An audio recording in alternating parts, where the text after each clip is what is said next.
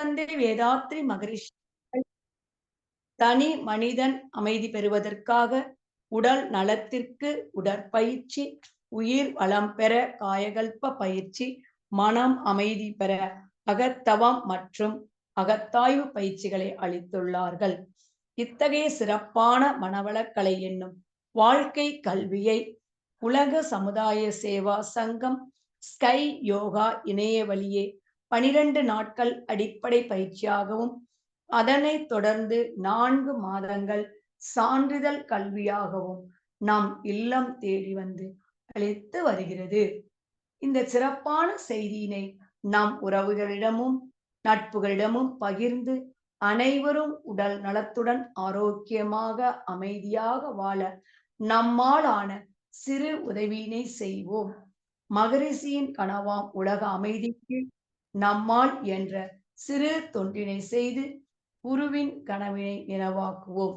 மேலும் விவரங்களுக்கு குண்டலினி yoga.edu.in என்ற இணையதளத்திற்கு செல்லவும். வாழ்க வளமுடன். தவத்தினை தொடர்ந்து தெளிவு குரு உரு சிந்தித்தல் தானே என்ற தலைப்பில் சிந்தனை விருந்து வழங்க பேராசிரியர் அருள்நிதி ஆடல்நாயகி அம்மா அவர்களை அன்புடன் அழைத்து அமர்கிறோம். வாழ்க வளமுடன் அம்மா. வாழ்க வளமுடன் பா, வாழ்க வளமுடன். அருமை. நல்லதொரு துரிய தவத்தை அமைதியாக ஆழமாக சிறப்பாக நடத்திய அருள்நிதி அமுதா நமச்சிவாயம் அம்மா அவர்கள் வாழ்க வளமுடன். அவர்களது அன்பு குடும்பம் வாழ்க வளமுடன். அவர்கள் அன்பு குடும்பமும் அருட்பேராற்றல் கருணையினால் உடல் நலம், நீளாயுள், நிறை செல்வம், உயர் புகழ், விஞ்ஞானம் ஓங்கி வாழ்க சார்பிலும் வாழ்த்தி மகிழ்கிறோம். வாழ்க வளமுடன். அம்மா வாழ்க வையகம், வாழ்க வையகம், வாழ்க வளமுடன். தெய்வ அறிவே திருந்திய அறிவாம், மொய்யும் நல்வழி உள்ளுணர் தவமே, செய்யும் வினைகளை சீரமைத்திட வருவாய் அருள்வாய் குருவே என குருவின் மலரடி பணிந்து வணங்கி, மன வழக்கலை என்னும் விரிந்த விருட்ச விளங்கும் அருளன்னை லோகாம்பாள் அவர்களையும் பாதம் பணிந்து வணங்கி, இருவரும் நம்மோடு சுக்குமமாக கலந்து நாம் உய்வு பெற உதவுவார்களாக என வேண்டி விரும்பி கேட்டுக்கொண்டு, இன்றைய தினம் இங்கு கூடியுள்ள இருபால் மெய்யன்பர்களுக்கும் அன்பான மாலை வணக்கத்தை தெரிவித்து, இன்றைய தலைப்பான தெளிவு குரு உரு சிந்தித்தல் தானே என்ற தலைப்பில் சிறிது சிந்தனை செய்வோம். தலைப்புடன் குருவை தேடி பெற்று வாழும் நம் நினைவுக்கு வந்திருக்குமே மூலரின் வைர வரிகள் இவை. இதற்கு முந்தைய 3 வரிகள் தெளிவு குருவின் திருமேனி காண்ட தெளிவு திருநாமம் செப்பல் தெளிவு குருவின் திருவார்த்தைகள் தானே.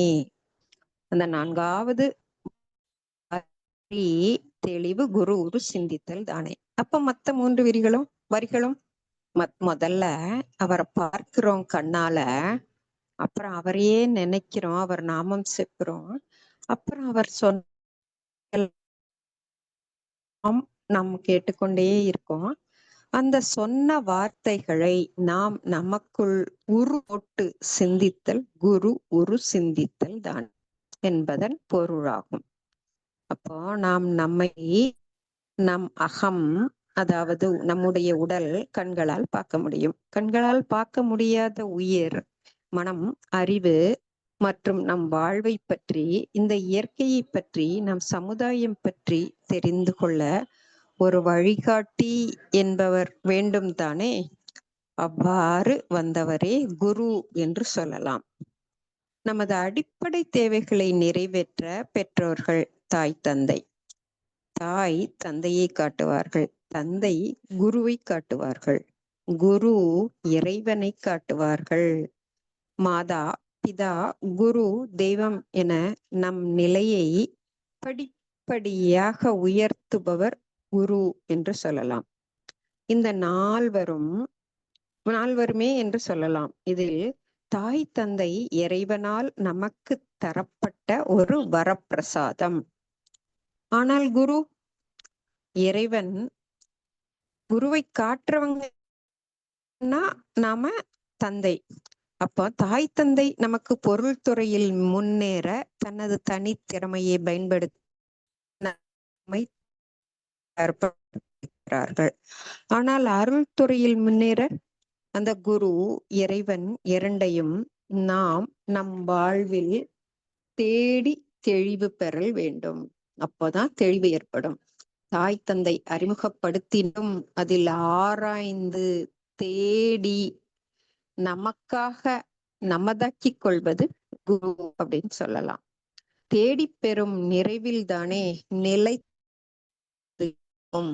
அப்போ நிறைவான வாழ்க்கை, மகிழ்ச்சியான வாழ்க்கை, திருப்தியான வாழ்க்கை, ஆனந்தமான வாழ்க்கை வாழ குரு அவர்கள் அவசியமான ஒன்றாக இருக்கிறார் அருள் வாழ்க்கைக்கு. இறைவன் இறைநிலை என்ற பொருளை வெளிச்சம் போட்டு காட்டுபவர் குரு என்று பொருள். அப்போ அறியாமை என்ற இருளிலிருந்து ஞானம் என்ற அறிவு நிலைக்கு உயர்த்துபவரே குரு என்று சொல்லலாம். முதலில் குருவை தேடி கண்டு கொள்ளுதல், இரண்டாவது அவர் பற்றி ஆராய்ந்து அறிந்துதானே அவரை நாம் புரிந்து கொள்ள முடியும். அப்போ அவரை நினைக்கும் பொருட்டு அவர் நாமம், அவர் பெயரை நமதாக்கி கொள்ளுதல், அவரின் திருவார்த்தை கேட்டு நோக்கி ஊக்கம் பெற்று நான்காவதாக பெற்றவற்றை நமக்குள்ளாக சென்று தெரியப்படுத்தியதே உரு போட்டவற்றை நாம தெளிவு கிட்டும். அதுவே குரு உரு சிந்தித்தல் நடைபெற வேண்டும். சிந்தித்தல் மீன்ஸ் ஆறாவது அறிவு கொண்டு ஆராய்தல், யூகித்தல். அப்போ அந்த ஆறாவது அறிவோடு இணைத்து பகுத்து தொகுத்து தெளிவு பெறுதல். அப்போதான் நம்ம ஏற்றுக்கொண்டு நமதாக்கி கொள்வோம். இல்லைன்னா 10ஓட 11 அத்தோடு இது ஒண்ணு, வந்தோம் போனோம் என்ற நிலை ஏற்பட்டு விடுமே. அதனால்தான் குருவை தேடி கண்டுபிடிக்க வேண்டும். அதைத்தான் நமது அருள் தந்தை உள்ள வந்த உடனேயே இறைவணக்கத்துல சொல்றாங்க, எல்லாம் வல்ல தெய்வம் அது எங்கும் உள்ளது நீக்கமற, சொல்லால் மட்டும் நம்பாதே, சுயமாய் சிந்தித்தே தெளிவாய் அப்படிங்கிறாங்க. நான் சொன்னேன்னு நீ அப்படியே நம்ப வேண்டாம். நீ உனக்குள் போட்டு சிந்தனை செய், உன்னுடைய ஆராய்ச்சி செய் அப்படின்னு சொல்றாங்க. பக்தி மார்க்கத்துல கூட ஒரு பாடல், சிந்தனை செய்யனமே செய்தால் தீவினை அகன்றிடுமே. காந்தனை, சிவகாமி மகனை காந்தனை சிந்தனை மனமே அப்படிங்கிறாங்க. அதை சிந்தனைக்கு கொண்டு வந்தால் மட்டுமே தீயவற்றை களைந்து நல்லவற்றை நாடுதல் ஏற்படும். நம் வாழ்வின் இன்பம் துன்பம் இரண்டும் மாறி மாறி வந்து இன்பத்தில் சுகித்து துன்பத்தில் துவண்டு அமைதி எங்கே என்ற தேடுதல் வரும்போது குரு வருவார், வழிகாட்டுவார். நம் வாழ்வில் தடை மாற்றம் ஏற்பட்டு நான் நினைத்ததெல்லாம் நடைபெறாமல் மனம் குழம்பி தவிக்கும் நிலையில் அதை தெளிவுபடுத்த குருவை தேடுவோம். அருள் தந்தை கூறுகிறார்கள், உன்னையோ கடவுளையோ அறியவென்றால் ஒரு குறுக்கு வழியுண்டு. உள் உணர்ந்து தன்னை தன்னிலையில் நிலைத்து வாழும் கருணை வடிவான குரு அடைந்தால் அன்னை வயிற்றடைந்து உருவாய் உடலாய் வந்த ஆதி கருவை புருவத்திடை உணர்த்த பின்னே நீ அவ்விடத்தில் நிலைக்க உந்தன் வேதமற்ற நிலை கடவுளாகி நிற்கும் அப்படிங்கிறாங்க. அப்போ நம்மளையும் கடவுளை அதே கடவுள் தானே நமக்குள் இருக்காரு, அதை தெரிந்து கொள்ளணும் அப்படின்னா ஒரு குரு என்பவர் வேணும். அவர் எப்படி இருக்கணும்?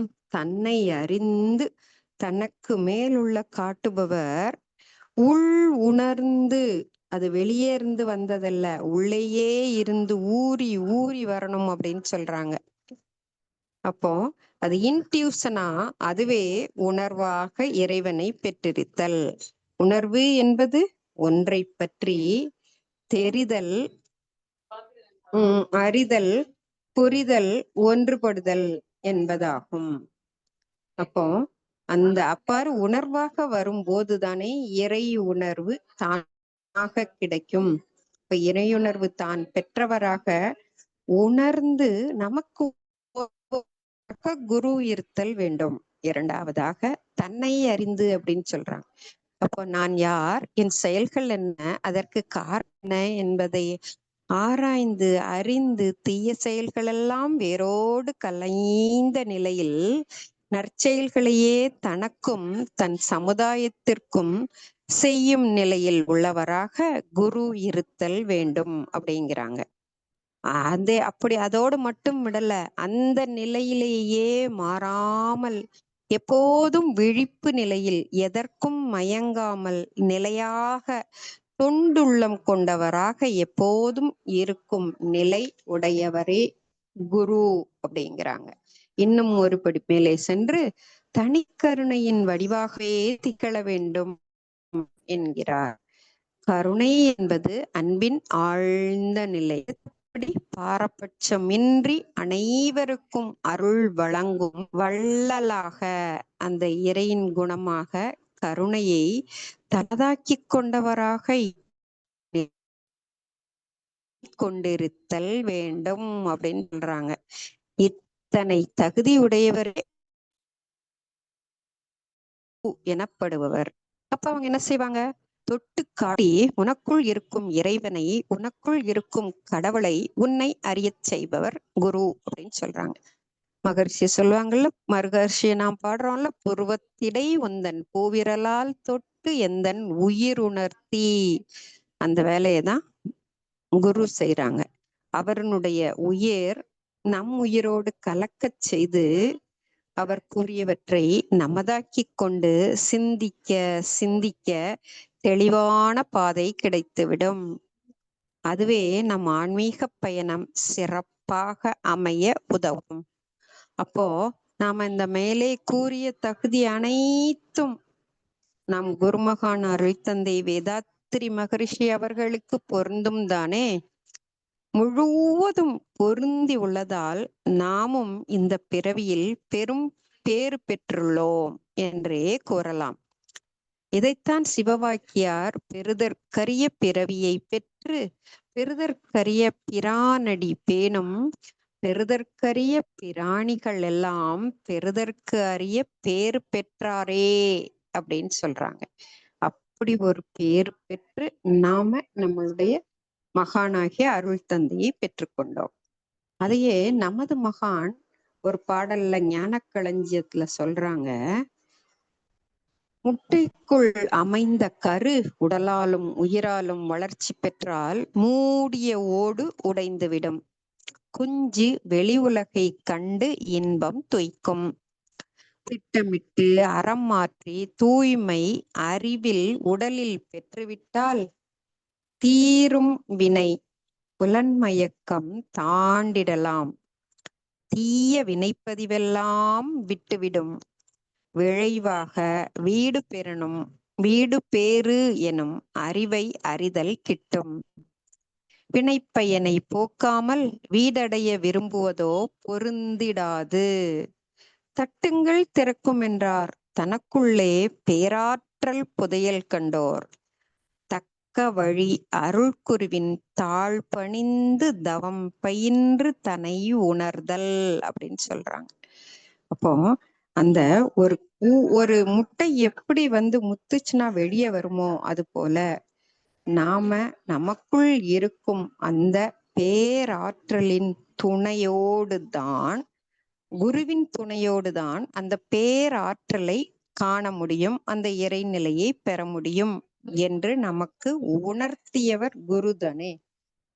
வினைப்பயனை போக்காமல் வீடடைய விரும்புவதோ பொருந்திடாது அப்படின்னு சொல்றாங்க. அப்போ புலன்மயக்கம் தாண்டிடலாம், வினைப்பதிவெல்லாம் விட்டுவிடும், அறிவு அறிதல் கிட்டும், அறம் ஆற்றுதல் நிலைக்கும், தூய்மை அறிவில் பெறும். இத்தனையும் நடந்ததுக்கு அப்புறம் தட்டுங்கள் திறக்கும் என்றார். தனக்குள்ளே பேராற்றல் புதையல் கண்டோர். அந்த தட்டி புதையலை திறப்பதற்கு தக்க வழி அருள் குருவின் பாதம் பணிந்து அவர் சொன்ன தவங்களை நமக்குள் உருப்போட்டு பயின்று அவர் சொன்ன அகத்தவத்தை நாமும் செய்து தூய்மை பெற்று தன்னை உணர்தல், இறைவனை உணர்தல் வேண்டும் என்று கூறுகிறார் அருள் தந்தை வேதாத்ரி மகரிஷி அவர்கள்.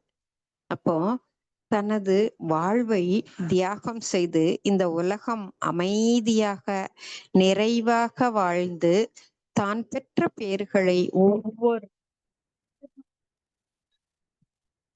ஒவ்வொரு தனி மனிதனும் பெற வேண்டும் என்பதற்காக 96 வயது வரை வாழ்ந்து காட்டியவர் நமது குரு. உடலுக்கு 9 வகையான உடற்பயிற்சிகள், நலமுடன் வாழ்வதற்காக, ஆரோக்கியமாக வாழ்வதற்காக, உயிரை வளப்படுத்த காயக்கல்ப பயிற்சிகள், மனம் அமைதி பெற 9 வகை தவம், மனம் தூய்மை பெற 3 நிலை அகத்தாய்வு பயிற்சிகள். ஆனால் அதில் எத்தனை எத்தனை எத்தனை தலைப்புகள்! அதற்கும் மேல் சென்று அறிந்து கொள்ள மௌன பயிற்சி என நம்மை படிப்படியாக தேர்வுபடுத்தி அந்த நிலையோ இணைக்க செய்தவர் தானே நமது அருள் தந்தை வேதாத்ரி மகரிஷி அவர்கள். ஐயாவே சொல்றாங்க ஒரு பாடல்ல, இறைவா நான் என்னை விடுத்து உனை மதித்தேன், எவரவரோ புனைந்த கற்பனை கொண்டு நிறைவில்லை, என் அறிவோ நிலைக்கவில்லை, நேர்வழியோ புரியவில்லை, நினைந்து நினைந்து ஆழ்ந்தேன், மறைபொருளாய் இயங்கும் எனது அறிவை பற்றி நான் உணர்ந்து கொண்டேன், அங்கு நீ நானாய் கண்டேன், உறைந்து விட்டேன் உன்னில் நான், உணர்ந்து உணர்ந்து உலகு இதை உணர்ந்து உய்ய தொண்டு செய்வேன் அப்படின்னு சொல்றாங்க. என்ன ஒரு பாடல் பாருங்க! நான் எப்படி இருந்தேன், என்னை விடுத்து உன்னை மதிச்சேன், அங்கேயே நிலைத்தேன், வேற ஒண்ணுமே என்னுடைய நினைவுக்கு இல்ல, அதையே நினைத்து ஆழ்ந்து ஆழ்ந்து தவம் புரிந்தேன், அப்பதான் எனது அறிவை பற்றி நான் உணர்ந்தேன், எனது அறிவே அந்த இறையாக மலர்ந்துள்ளது என்பதை பற்றி நான் அறிந்தேன், அங்கு நான் உணர்ந்து கொண்டேன், நான் உன்னை கண்டேன், நீ நானாய் கண்டேன், உறைந்து விட்டேன். அங்கே உறைஞ்சிட்டாராம் ஆசாமி. உன்னில் நான் உறைந்து உணர்ந்து உணர்ந்து அதை தனதாக்கி கொண்டு தான் உள்ளேயே கொண்டு போய் உணர்ந்து உணர்ந்து உலகு இதை உணர்ந்து உய்ய வெளியே நமக்கு தொண்டு செய்தார் அப்படின்னு சொல்லலாம். அப்போ நாம் ஓய்வு பெற அவர் தன்னையே கொடுத்தவர் அல்லவா. அவரும் நம்போல் நாம் வாழ்ந்த இந்த நூற்றாண்டில் நமது அருகில் கூடுவாஞ்சேரி என்ற ஒரு சிறிய ஊரில் பிறந்து இன்னைக்கு நமக்கு தவமியற்றி தந்தார்களே அம்மாதா நமச்சிவாயம் அம்மா, அவர்களும் அதே ஊரை சார்ந்தவர்கள் தான். அந்த கூடுவாஞ்சேரி என்றதொரு ஊரில் பிறந்து தனது தீராத தேடுதல் காரணமாக அயராத உழைப்பால் சிறு வயது முதலே 3 கேள்விகள்: கடவுள் யார், உயிர் எங்கே, வறுமை ஏன், அதற்கான விடை காண 3 குருமார்கள், பல்வேறு பயிற்சிகள், பல்வேறு சோதனைகள் அனைத்தையும் கடந்து கிட்டத்தட்ட 35 வயதில் 3 கேள்விகளுக்கும் விடை கண்டு கொண்டார்கள். கடவுள் யார்? எங்கும் நிறைந்திருக்கும் சக்தி கடவுள். அதே சக்தி நமக்குள்ளும் அறிவாக திகழ்கிறது. எனவே அறிவுக்கு திருக்கோவில் அமைத்து அதில் நம்மையே தெய்வமாக ஆக்கியவர் நமது அருள் தந்தை. 2வது, உயிர் எங்கே? அறிவை இருப்பாக கொண்டு இந்த உடலை இயக்கும் ஒரு சக்தி, ஒரு ஆற்றல் தான். அது பேராற்றல். இது ஆற்றலாக இருந்து இயக்கிக் கொண்டிருப்பதே உயிர். அது எனக்குள் உடல் முழுவதும் இருக்கிறது. ஆகினா சக்கரத்தில் அதை என்னால் உணர முடியும். துரிய சக்கரத்தில் அதோடு இணைந்து அதிகமான இன்னும் இறையாற்றலை வாங்க முடியும் என்று கண்டுவர். வறுமை உழைப்பால், கடின உழைப்பால், அயராத உழைப்பால் மாற்றி காட்டியவர் நமது அருள் தந்தை என்று சொல்லலாம். இவ்வளத்தையும் கண்டு கொண்டாரே, அதோடு நிறைவு பெற்றுதா அப்படின்னா அதுதான் நம்முடைய மகானோட ஸ்பெஷாலிட்டி. எல்லா சித்தர்களும் கண்டாங்க, அதுக்கப்புறம் அதை வெளியே கொண்டு வந்திருப்பாங்க. சில பரிபாஷைகள்ல சொல்லியிருக்காங்க, சில பேர் சொல்லல.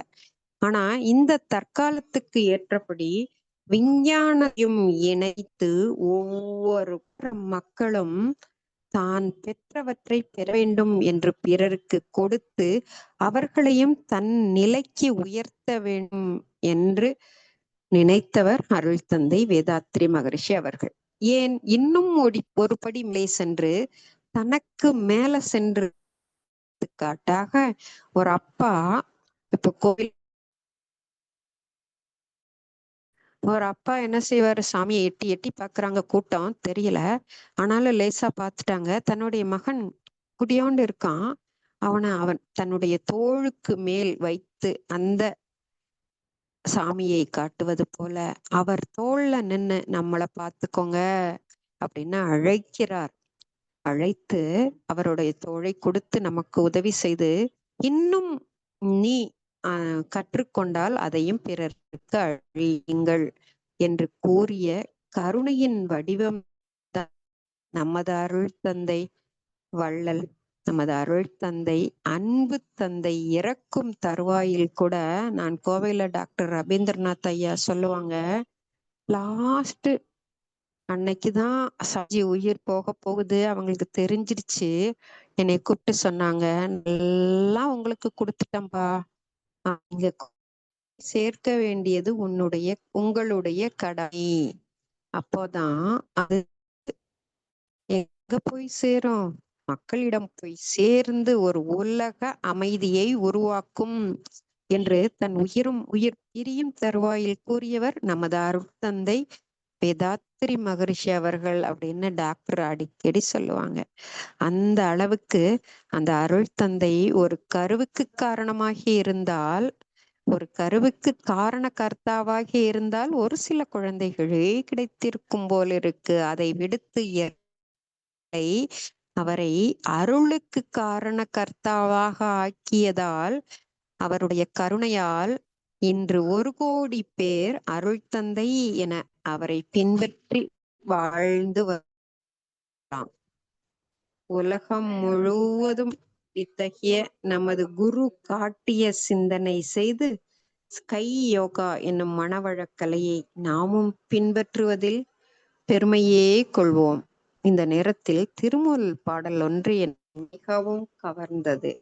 உருவன்றியே நின்று உருவம் படைக்கும், கருவன்றியே நின்று தான் கருவாகும், ஒன்றி நின்ற ஞான பிரானை குருவன்றி யாவருக்கும் காணாதே.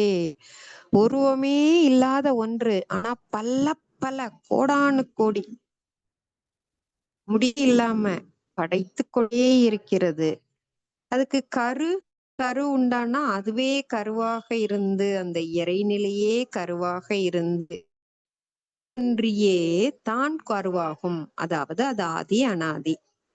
ஒருவன்றி நின்ற ஞான பிரானை, உருவம் இல்ல, அருவமாக, சக்தியாக, பேராற்றலாக, நமக்குள் அறிவாக நின்ற ஞான பிரானை குருவன் அவருக்கும் காண ஒட்டாதே. குருதான அதை நமக்கு காட்டணும் அப்படிங்கிறாங்க.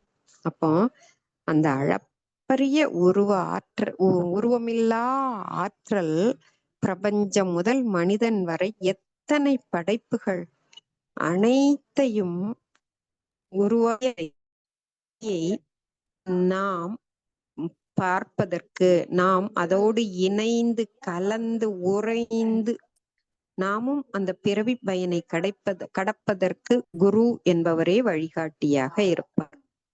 இறுதியாக நிறைமொழி மாந்தர் பெருமை நிலத்து மறைமொழி காட்டிவிடும் என்கிறார் வள்ளுவர் பெருந்தகை. அந்த குறளுக்கு ஏற்ப நம்முடைய அருள் தந்தையும் ஒரு வார்த்தை எத்தனையோ சொல்லியிருக்காங்க. எல்லாவற்றிற்கும் முத்தாய்ப்பாக வாழ்க வையகம், வாழ்க வையகம், வாழ்க வளமுடன் என பல்வேறு ஆராய்ச்சிக்கு பிறகு வந்த மொழிதல் இந்த உலக மக்கள் அனைவரும் சென்று சேர்ந்து செம்மைப்படுத்தி அமைதி ஊழூழி காலம் மட்டும் நிலைத்திருக்கும்.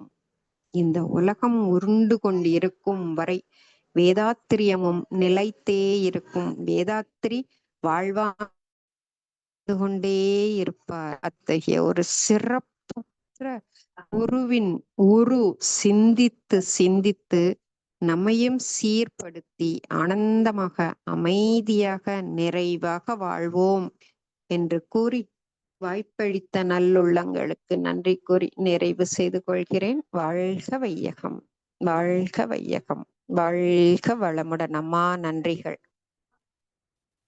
வாழ்க வளமுடன் அம்மா. இன்றைய சிந்தனை தலைப்பே மிக அருமையான தலைப்பு.